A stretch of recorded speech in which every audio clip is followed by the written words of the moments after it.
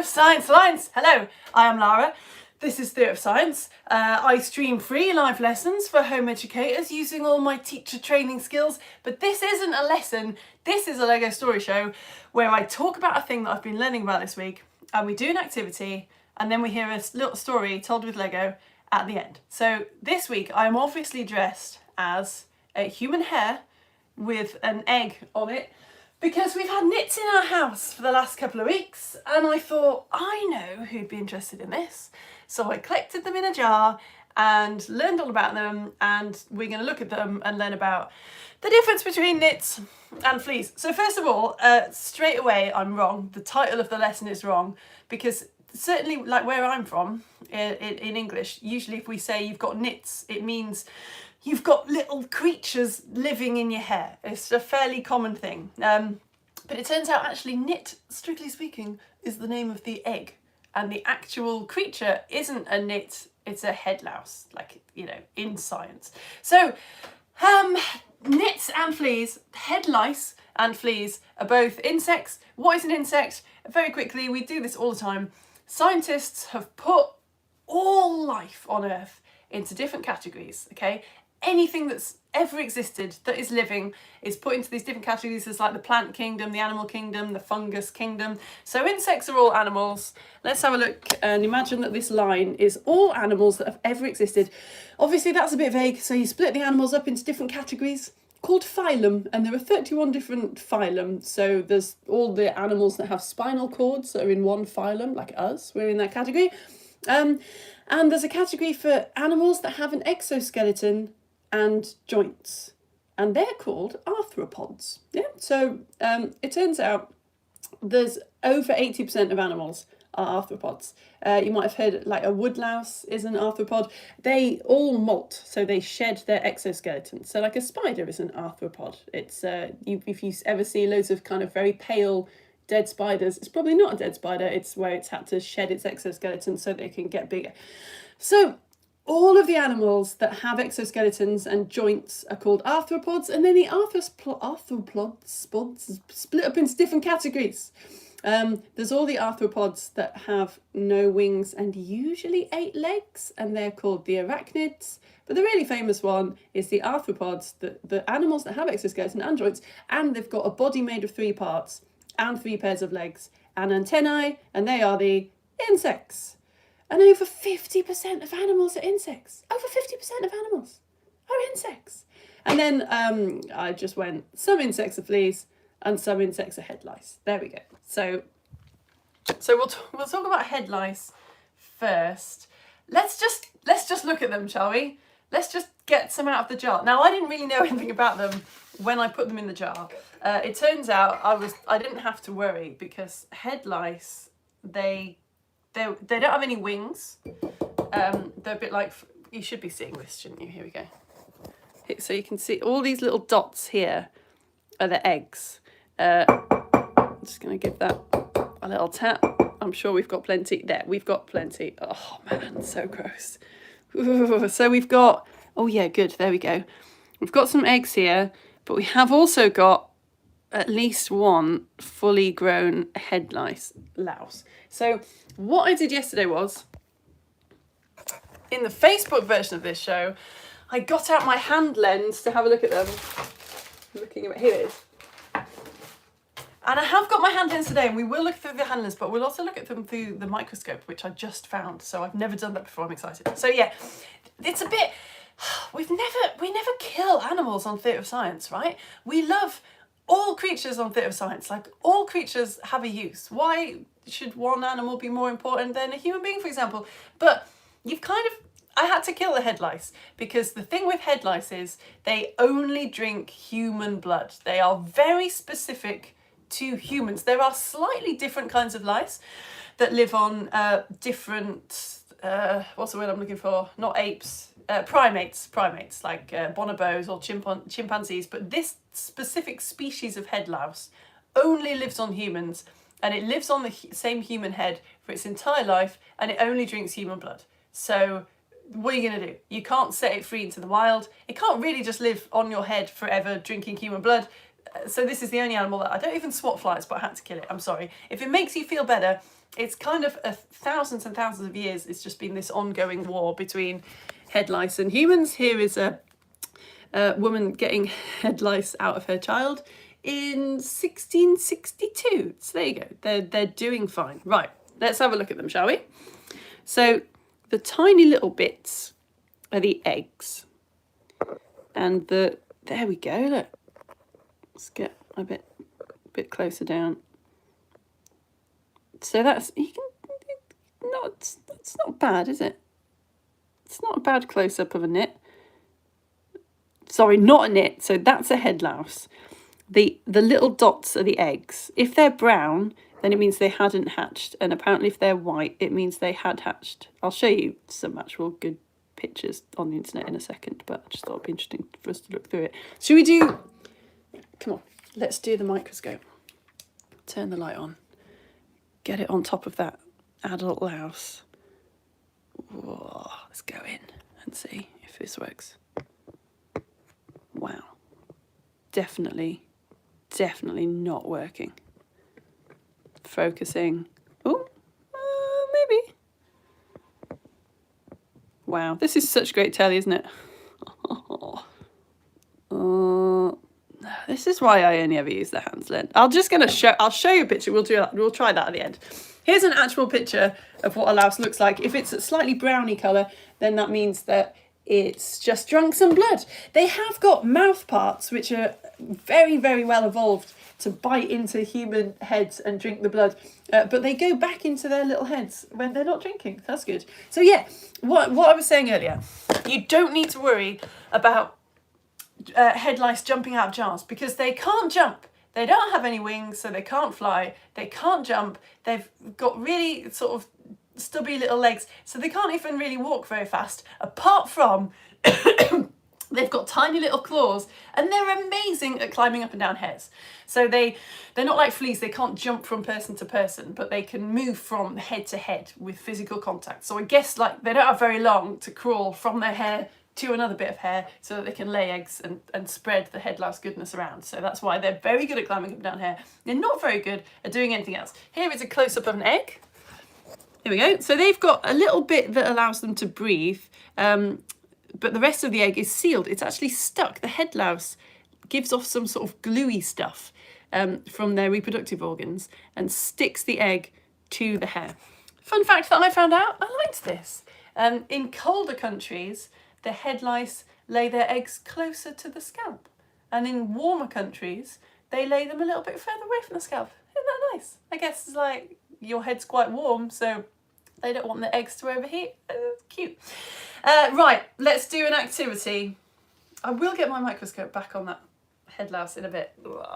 So we're going to talk about head lice treatments. I've got, because I'm a human hair, I've got this nit comb here, that's what they call it. It's just a very, very, very fine tooth comb. So if you've got nits, the best treatment, but it depends on your hair, doesn't it? It depends if you've got the kind of hair that you can pull a really, really fine tooth comb through.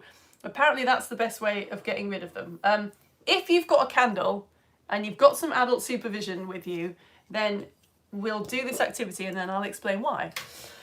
You've got to light a candle and then you've got to really quickly blow it out, and then you hold a match like near the candle but not quite on the candle in the smoke, and it relights the candle. But it's tricky to do. It's a bit dangerous because you've got to light a match, you've got to light the candle, but then you've got to light a match, and while you're holding the lit match you've got to blow out the candle and then hold the match in it. So don't do it. It's not really a one-person job, to be honest, she says, doing it alone. But it would be better to get an adult. Like maybe you could blow the candle out and then an adult could light it again, because you've got to be quite quick. All right, come down here with me and let's see if it works. If you're not doing it, you can just watch mine, right? Okay, I'll prop you up. There we go. I'll do it with two. So I'll light the candle and then I'll light another candle. Whoop, there we go. Then I'll light another match and then blow the candle out. There we go. Right. So I'm going to light a match and then just really carefully blow out a candle and try and relight it. Let's go.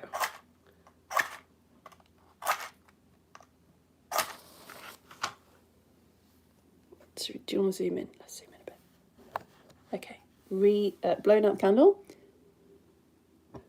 Hold it up near the smoke. Wow, that did not work at all. I'll just relight it. Let's try it with the second one. Oh no, my hands are going to get burned. Okay. Wow, that really works. Did you see that? I'll do it again. So it looks like the flame is travelling down the smoke and getting back to the candle again. Let's do it again. We've done this a few times. We've done it at least once on Theatre Science before. It's never worked for me. It didn't work as well as that before. Right, here we go. Let's do it again. Maybe now this one's had a little bit more time to burn, it'll be better. Kinda. I'm doing the other side again.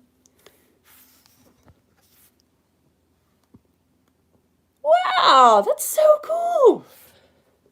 I've had a few people send me videos of this slowed down, which look very good as well, if you want to try that. Oh, I want to do it one more time. Okay, I'm just going to do it one more time. I'll blow them both out at the same time, and then we'll talk about fleas.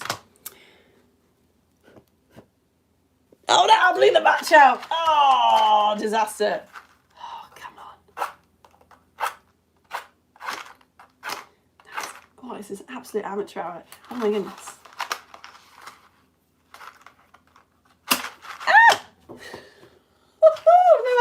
Before a little bit of gunpowder from the match just flew off the match as I struck it and landed on my trousers. This is why you have glasses of water nearby, folks. Okay, well, after all that faffing, I do feel like I need to do it one more time.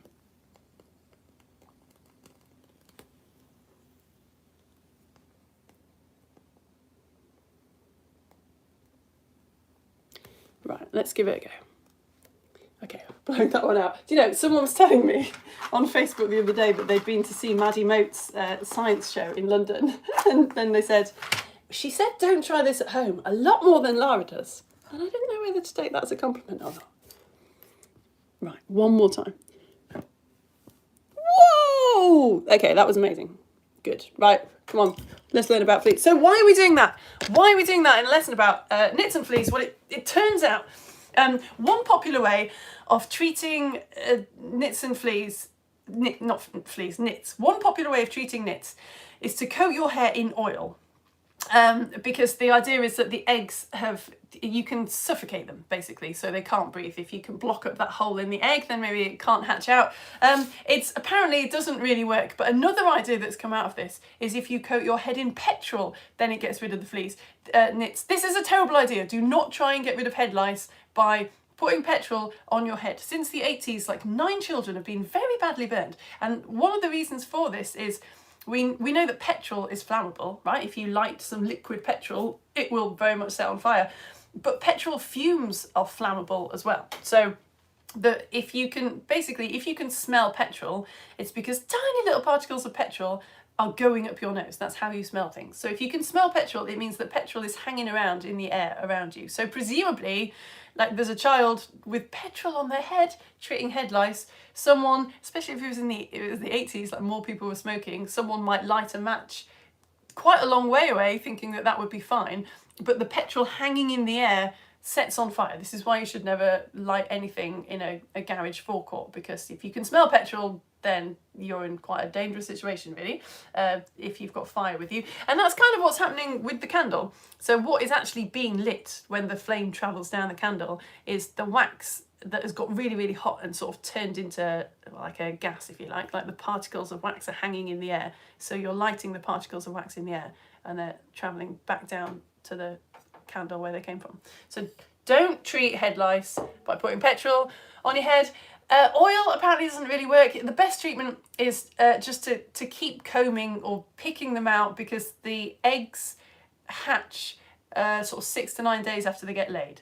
So if you do a treatment, you're supposed to do a treatment again 10 days later, so that the eggs have had time to hatch, so you can kill them. But yeah, I read that there are certain things now in nit treatments, head lice treatments, that the head lice are getting immune to.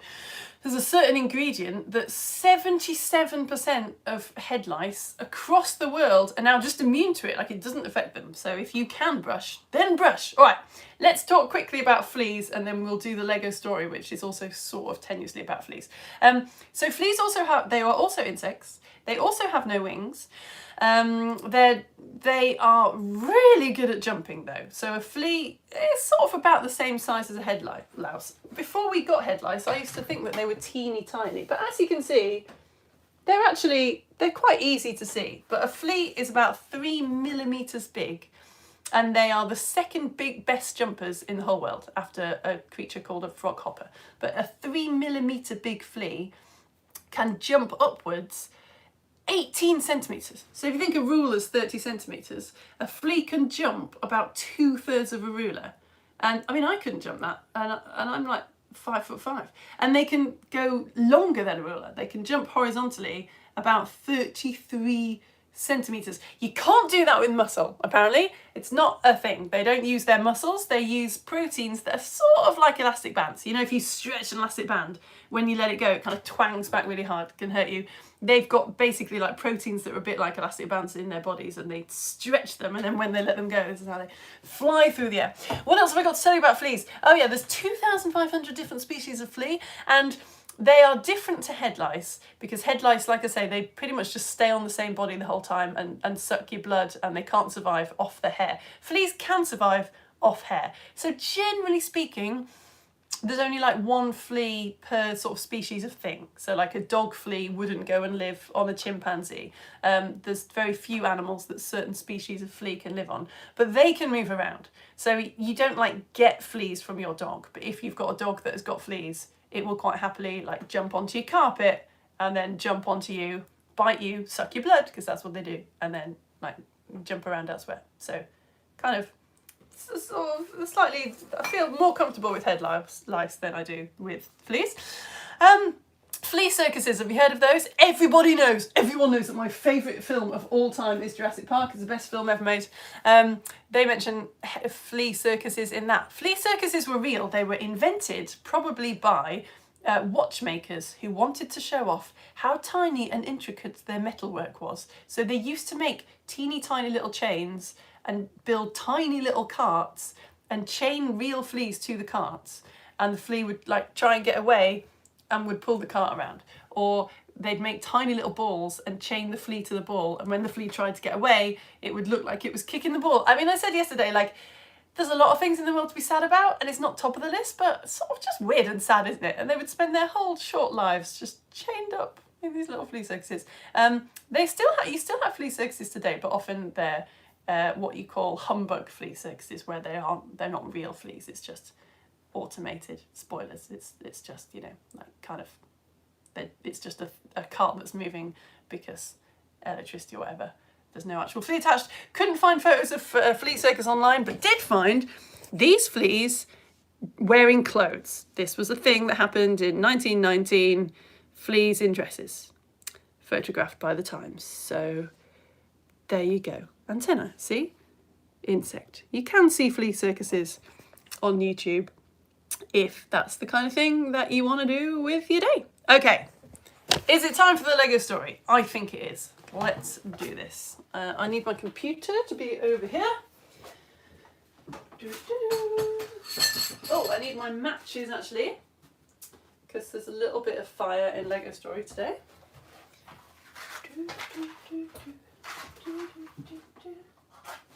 There we go. Excellent. Put that there. Put that down there. Okay. Oh, excuse me. Okay. You ready for a Lego story? Let's go.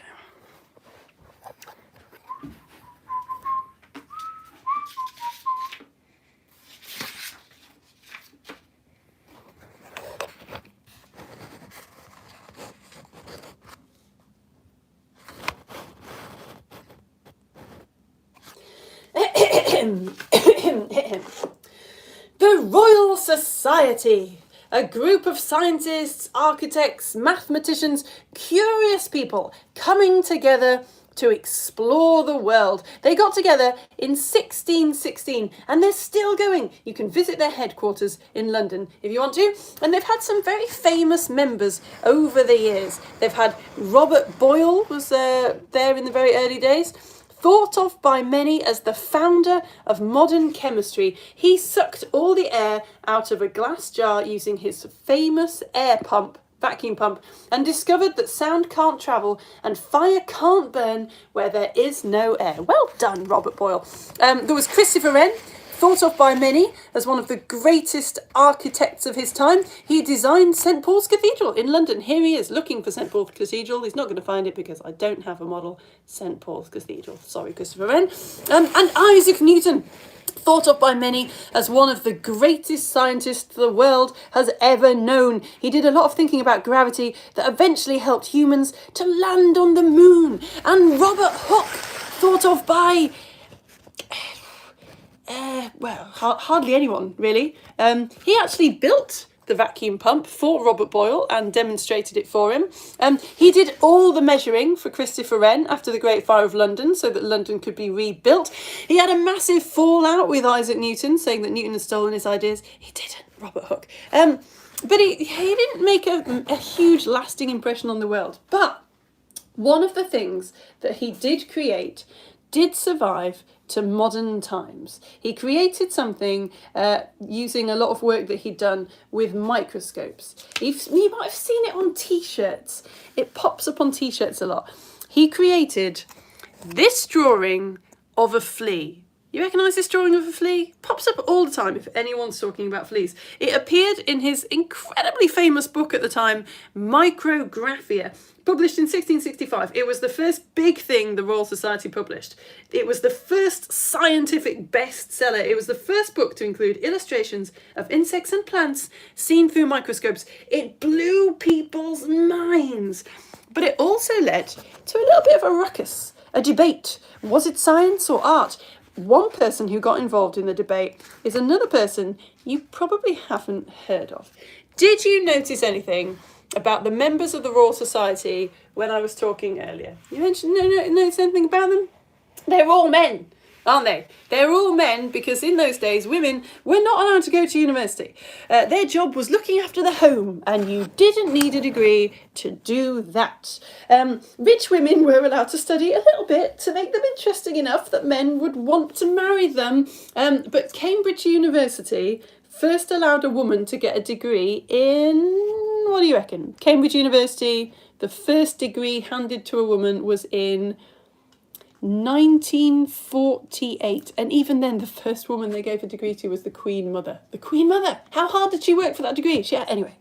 The first black woman to teach history in a university got her job in, what do you reckon? First black woman to get, 1948, you've got a job, missus, you can leave. First black woman to get a job teaching history in university happened in 2019. Early days, people. Early days. But anyway, just like now, women did have interesting personalities. They just couldn't help it. Margaret Cavendish was born in 1623 and like most women had no formal education, but she was quite wealthy and worked for the Queen for a while, and she published a lot of books, poems, stories, plays. This wasn't that unusual, but women didn't usually admit their identity on their books. Margaret, she had her name put on them. And not only did she have her name put on them, she had a picture put on them so that everyone would know that it was definitely her, a woman, that was the writer. So Margaret Cavendish was, well, you could say she was vocal. She was loud. She was confident, at least on the outside. And like celebrities today who are like that, some people loved her and some people found her really annoying. We're talking about her today because she was the first woman who was ever invited to look at and watch a Royal Society meeting. She wasn't allowed to be a member, obviously, but she was invited to come and watch a meeting. It was a slightly awkward meeting because she had said some things about microscopes. She believed, like a lot of people did at the time, the microscopes were a bit of a fad. They were like a fashion trend that wasn't going to last. she thought they couldn't be used to discover the truth about nature. First of all, Margaret said, making something bigger didn't really help you to understand it, did it? She said, for example, the outward parts of a man's body are not like his inward parts. Just making something bigger through a microscope, that wasn't going to help you to understand how something worked, she said. And she gave lots of examples. She said, the inspection of the interior parts of vegetables doth not give us any knowledge how to sow, plant, set, graft. The inspection of a bee through a microscope will bring no more honey. I mean, not a bad point. Also, she said, humans couldn't possibly capture nature by drawing it, so how would it help us to understand it? She said, art is not only, and you can imagine that this would have really annoyed Robert Hooke because he absolutely loved drawing. Art is not only gross in comparison to nature, but for the most part deformed and defective, and at best produces something between nature and art. I mean, maybe she had a point. Have a look at this incredible image taken by NASA telescopes of something called the Pillars of Creation. They are absolutely massive. What you're looking at here, it's just a cloud of dust and gas hanging in space. It would take light, I'm sorry, my computer screen is gross. It would take light 5 years to travel from one end of the Pillars of Creation to the other. But what you're looking at here is not actually exactly what the pillars of creation look like. If you were hanging in space, looking at them with your eyes, you wouldn't see this. They were taken by, this is loads of different images taken by loads of different telescopes that have been layered together to make this image. Some of those telescopes were taking in light that we can see, and some of them were taking in infrared light, which human eyes can't see, but they took the infrared light and they turned it into a picture that we could see. This was absolutely fantastic thing to do. It's allowed scientists to look at loads of new details of the pillars of creation that we didn't know. But is it honest? Is it science? Or is it art?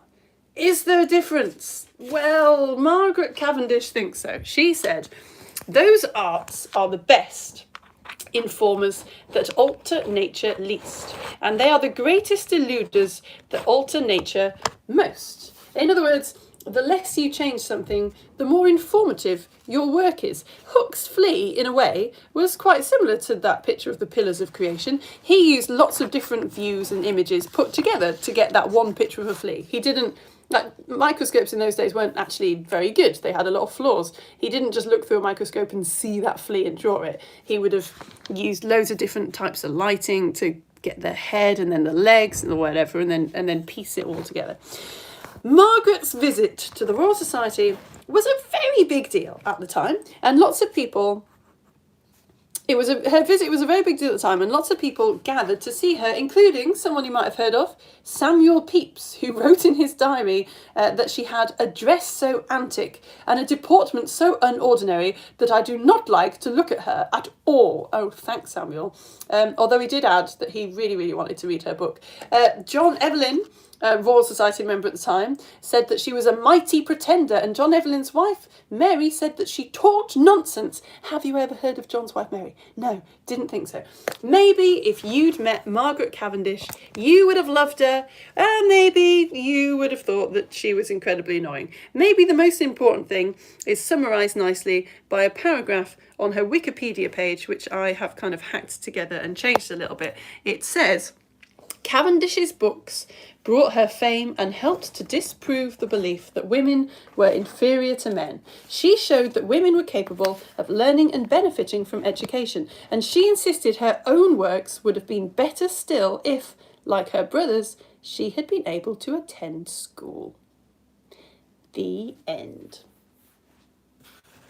Margaret Cavendish, she needs a whole show on her own. I love Margaret Cavendish. She wrote some absolutely fantastic poems. She wrote a poem saying, what if there are other worlds in this world and we just can't see them because they're really, really small. She just had, like, for someone who had no formal education, she just had some incredible scientific ideas, you know, but obviously couldn't follow up on them because no formal education. Right, you lot. that is the end of the Nits versus Fleas, head lice versus fleas lesson. I'm going to get my computer again because whenever I'm live on YouTube, you can't comment, but I always put up a post on my Facebook page saying, I am live on YouTube. Feel free to go over and say hello to me. So I'm going to go to Facebook, where hopefully someone has left me a comment, excuse me. If you want to support what I do, then here's how it works. I mean, most of you probably know this already, but everything that I do is free. So I'm a trained secondary school science teacher, and I stream science lessons. I do an IGCSE physics lesson every week, and I do an all ages, like whatever lesson. So at the moment it's the Romans. We've just started our Romans module. I think next term we might do Shakespeare, because I did a Shakespeare module last year and it went down really well. But anyway, those have free printouts as well. The Lego show like this doesn't have printouts. But yeah, everything's free. It's all saved on Catch Up so that you can watch it from my website for free. And I just say, if you think that my time was worth your money, you could pay me £5 a month, and that would be great. That is enough, because there's enough people watching to keep me going and fund what I do. So if you would like to give me £5 a month for my efforts today and in the future, then you can. If you send me £5, I will send you some rainbow glasses to say thank you so much. They make you see rainbows. They split the white light into all the colours of rainbow so you can see it. Is it science or art? I don't care. And I will send you Theatre of Science magazine. Theatre of Science magazine is very good and very, very sporadic. It just takes me ages to write it. I'm a bit of a perfectionist. That's not a good thing. But anyway, yes, I have got a Theatre of Science magazine. This one's on mould. So if you sign up now and support me with £5 a month, I will send you a copy of the mould issue, which comes with a free home compostable plastic bag, so that you can make this little tray and grow some mould and maybe identify it. It's got a choose your own adventure. You're an expert in a mould museum. You're a mould expert in a museum, and the decisions you make will maybe set things on fire or get you promoted. It's got a beautiful comic my husband illustrates for me about how penicillin was discovered. If you sign up with £6 a month, I'll send you the glasses and the mould magazine, and you'll also get the sleep issue, which also has a choose your own adventure in it, and a beautiful comic and a origami koala, because they sleep a lot, and I'll send you a little packet of organic lavender and some material as well, so you can sew a little sleep squish. And then you'll be on the list for when Theatre of Science magazine comes out the next time. It's close. It's close. I finished the comic, and that's the bit that always takes me ages. Right, let's have a look at some comments, shall we? Hello, Effie and Frank. Frank says fleas can jump 200 times their height. Can they? Can they? Maths, brilliant. Oh, maths in front of everybody. Okay, cool. I can do this. If they're 3 millimeters, then 3 millimeters times 10 is 3 centimeters. So 3 millimeters times 100 is 30 centimetres, isn't it? No, so I don't think they can. I don't think so. Wait. Yeah, I don't think so. But I don't know. You can do the maths as well, Frank, and let me know. They're 3 millimetres big, and I read they can jump 18 centimetres high. So I don't think so. But that was fun. Oh no! Sebastian Humphrey are getting a bit itchy. Yeah, I'm getting a bit itchy as well. Hello, this one made me itch. Did you watch the Christmas lectures this year on food? No, I didn't, but I really want to. We want you to do a set of Christmas lectures. Oh, really? What, you mean like actual Christmas lectures? Yeah, that would be cool. This would totally be my costume. I feel like an absolute boss. I feel like I could own a room in this costume. I'm never taking this hat off. Hello, Danzy and Jay. Are you enjoying that? I can't see it, so Daniel and Daisy, I don't know if you're enjoying the fact that I've just mushed your names together. It's good, isn't it? Like, it's quicker, it's more efficient. Danzy, Jay, you don't mind, do you, that your name's just still Jay? I could do it all in one. I could call you Janzy. Yes, that's your band name if you ever form a band. Hello, Gus. Happy New Year. We're all full of a horrible cough and cold, but we've dragged ourselves out of bed onto the sofa to join you. No, there was no, come on, guys, what's your catch up? But also, thanks, really nice. It is nice to know that you're here. Hello, Aurelia. Hello, Matilda. I hope you get better soon. Jacob. Jacob's saying, what does a flea say? I'm assuming that that is supposed to be said like, what does a flea say? Boo, boo, boo, boo, boo, boo, or something. Hello, Imogen and Ophelia. Hello, Violet. Hello, Darcy and Jackson. My voice is getting too high. I need to bring it down. Jasper, hello. Kai, you've had both in the house at various times. So tedious and yuck. Yeah, pretty yuck. All feeling itchy here now. Sorry. Hello, Abba. Happy Science Day. It's Kai. Brilliant. Hello, Shuki and Alza and Eunice and Salah and Musa. Hello. Good to see you. Not see you. You know what I mean. Have seen you. Oh, it's Iris is here as well. Sorry, Iris. I'm so sorry. And there's Jacob. Oh, and Helen's here. Helen decided to not show her face. You know what I mean. All right, Tigerman Bird and Banjo getting that itchy feeling. Stop saying the word itchy. I'm getting itchy. It's fine. Oh yeah. In fact, you've reminded me. Now we've done the lesson, the show. Shall I get the microscope out and see if I can? Maybe if I just do it, and then put you to the lens when I've got a good view. Hand lenses are just better though, aren't they? I don't know. I'm a bit old school. I like the way that the hand lens just sort of looks like something that would have been used in the Industrial Revolution. Frank, are you doing the maths on that flea thing? Because I really want to know now. Was I right? Hello, Willow. Good to see you. Hello. Second time joining. Oh, nice. Archie and Fred. That's so cool. That's the biggest compliment, isn't it? Archie and Fred, second time joining. We had a lot of fun again. Vix, you like the hat? Yeah, I love the hat. I found this right at the bottom of the hat box and just put it on our snowman a couple of days ago. And then my husband said, what are you doing? That's one of my best hats. I was like, sorry, you never wear it. Anyway, that's the story of how this hat is now mine. Oh, you love the show today. Oh, Vix, that's nice. And then there's Jacob's comment again. What does a flea say? Okay, right. Let's see if I can zoom in on this head louse. Oh, that's an egg.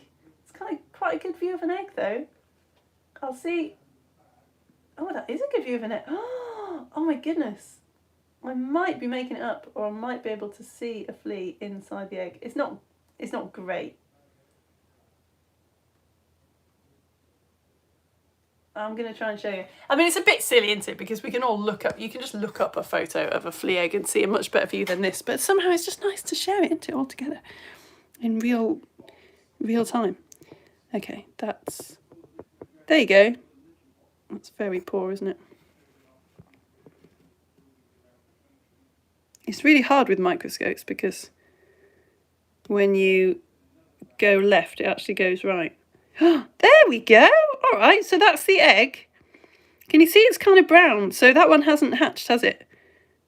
Can you sort of tell? You can tell there's a flea growing in there. Not a flea, beg your pardon. A head louse growing in there, right? Oh, I feel a bit sad now. But it couldn't drink my blood forever and ever. All right, let's go on to the adult and see if I can get a close-up of the adult. Oh, there it is. Oh, wow, that's really good. Okay, I'll show you this as well. Just do a little focusy focus. I don't usually like these microscopes. I should get a proper microscope, shouldn't I? It'd be tax deductible. Maybe I could get funding so we can have a proper microscope at Theatre of Science. That would be awesome. We'd look at everything. But whoa, that is cool. Whoa. Oh, I should have hung on a little bit, shouldn't I? And made more of an effort to do this in the lesson. Wow. That is so good. So 6 legs, because insect, right? They've got 6 legs. A lot of insects have wings, but not all of them. So this guy doesn't have any wings. Whoa, so cool. I'm turning it around because I've got a Lego phone holder over my phone screen. So I couldn't see the head and I want to. Wow. That was on me. That was on my daughter's head. Cool. Okay, right. We better wrap it up there. Oh, that's good though, isn't it? Right. If you're thinking you want one of these microscopes, I wouldn't have said that they were that great, to be honest. But I mean, you quite often see them in charity shops. I think my mum got this one for the kids off like Amazon or something. Don't get stuff off Amazon if you can help it. There'll be one in a charity shop. Someone will have bought one, discovered that it's not that great, and given it to charity shops. Keep your eyes out. Or get one from Amazon. Do what you like. I'm not the boss of you, am I? Do what you want. But I prefer the hand lens, even though clearly it's not as good. It's just the Theatre of Science way. I prefer it. Why? It's not as good. I don't know, leave me alone. Right, I'm gonna go. Thank you so much for all your support. Thank you so much to all the people who are liking and sharing. I was saying I don't like to bother Facebook groups, like home educating Facebook groups, you know, they're not for people like me, they're for I mean, I am a home educator, but I feel bad sharing my stuff and it never works anyway. But I'm always really grateful if you see a post from a home educator saying, does anyone know of any good resources? If you mention me, that's always really lovely. And thank you a lot to the people who are actually giving me cash money, because that is the only reason that I can do this for my job, and it is clearly the best job ever. So much appreciated. If you would like one of those magazines and the rainbow glasses and stuff, please do sign up. The link is in my about section on YouTube, or it's all over my Facebook page, or it's on my website. Oh, Frank has got back to me. We reckon it's maybe 60 times. Okay, nice. 60 times. Yeah, she says. I'm just gonna go, yeah. I like maths and I can do maths. It's just a bit scary doing maths in front of loads of people, because I always feel like they're going, I've worked it out. But I shouldn't do that, should I? I should just chill and model, not caring what other people think. So if a flea is 3 millimeters, 3 millimeters times 10, you just add like a 0 on. So it's 30 millimeters, which is 3 centimeters. Oh, and then 18's in the 3 times table, isn't it? I know Joyful Maths with Ruth is like, stop memorising your times tables. Well, I already have. So 3, 6, 9, 12, 15, 18. So, oh yeah! 3, 6, 9, 12, 15, 18. So if you times 3 by 6, you get 18. So if you times 30 by 6, you get 180. And that's right, because the flea is 3 millimeters and it jumps 180 millimeters. So yeah, I agree. Thanks, Frank. It's 40 to 100. I looked it up. All right, well, Kai's just looked it up. Kai, thank you for looking it up, because that proves that we're right, doesn't it? Because 40 to 100, 60 is sort of more or less in the middle. You need to get a flea next. No, I do not. I do not need any fleas in my life. Thank you very much. I have not finished with this knit comb yet. No. Willow's here. Archie and Freddie are still here. All right, brilliant. Right, it's time for me to go and advertise all of next week's lessons. Oh yeah, so I know what we're doing next week. I'm very unusually organised. Next week we're going to learn about the blobfish, because I've had a few requests for learning about the blobfish. The famous picture, it just looks like a sort of brain that's gone like that. So we'll learn about blobfish next week, and you need to bring a bit of toilet roll and some milk, but I'll advertise it, so you'll see that. Yeah, I'll see you all next week. Thank you so much for your support. Thank you for your money and your love, and I will send the love back to you, but keep the money. I'm just going to go now. Thank you for watching.